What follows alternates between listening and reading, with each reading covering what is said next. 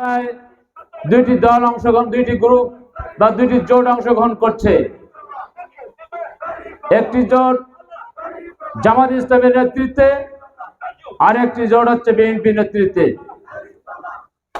সম্মানিত উপস্থিতি, বাংলাদেশে 54 বছরে আমরা রাষ্ট্র শাসন দেখেছি। যারা দেশ পরিচালনা করেছে, কেউ কেউ দুর্নীতিতে দেশকে কয়েকবার চ্যাম্পিয়ন করেছে, কেউ কেউ 9 বছর স্বৈরাচারী করেছে, কেউ আবার 17 বছর স্বৈরাচারী করেছে। আর কি তাদের দেখার দরকার আছে আমাদের? তারা ইতিমধ্যে আমাদের কাছে তাদের চরিত্র প্রকাশ করার মধ্যে দিয়ে বাংলাদেশের মানুষের আস্থা নিক্ষেপে তারা পরিণত হয়েছে। বাংলাদেশ জামাত ইসলামীর নেতৃত্বে যে জোট গঠন হয়েছে, এই জোট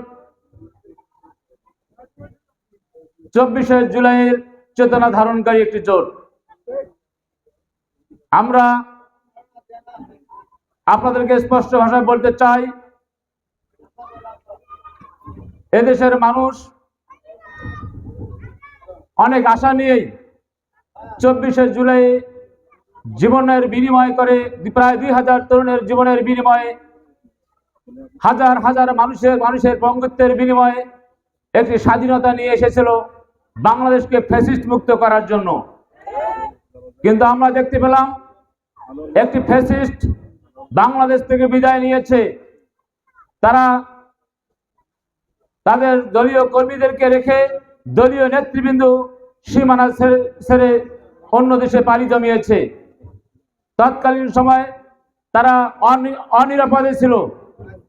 তারা একটা ভয়ানক একটা পরিবেশে তারা জীবনযাপন করতেছিল। তৎকালীন সময় বাংলাদেশ জামাত ইসলামীর আমিরে জামাত তিনি সবাইকে সাধারণ ক্ষমা ঘোষণা দিয়ে সকল আওয়ামী লীগের নেতৃবৃন্দ এবং কর্মীদেরকে বললেন, যারা নিরাপরাধ তাদের গায়ে যেন হাত ওঠানো না হয় এবং তারা যেন নিরাপদে থাকে, এই জন্য সকল জামাত ইসলামী সহ সকল রাজনৈতিক দলকে তিনি আহ্বান করেছিলেন। আমরা আমিরে জামাতের আনুগত্য করে কোন আওয়ামী লীগের গায়ে হাত দেওয়া তো দূরের কথা, আমরা বরং তাদেরকে নিরাপত্তার বেষ্টনী তাদেরকে আগলে রাখার চেষ্টা করেছিলাম। কিন্তু আজকে দেখতে পাচ্ছি যারা নিরাপদ আওয়ামী লীগ, যারা নিরীহ আওয়ামী লীগ, তারা কিন্তু ঠিকই আছে, কিন্তু আমরা দেখি কিছু পুঁটি মাছ লাফাচ্ছে,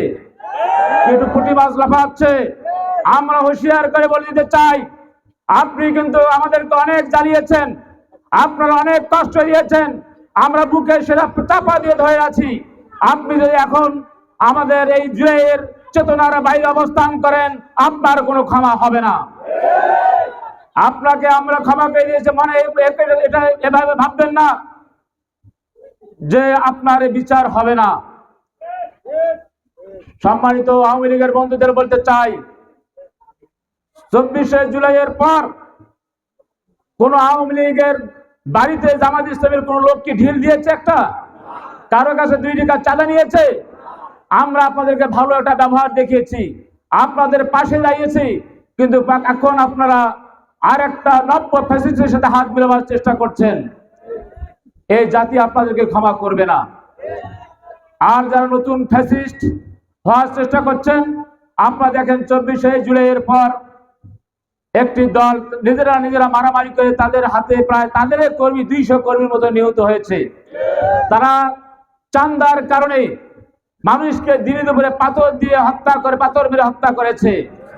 শুধু সেটা নয়, তারা পাটগ্রাম উপজেলায় চাঁদাবাজদেরকে গ্রেপ্তার করার কারণে পাটগ্রাম থানা ঘেরাও করে থানা ভাঙচুর করেছে।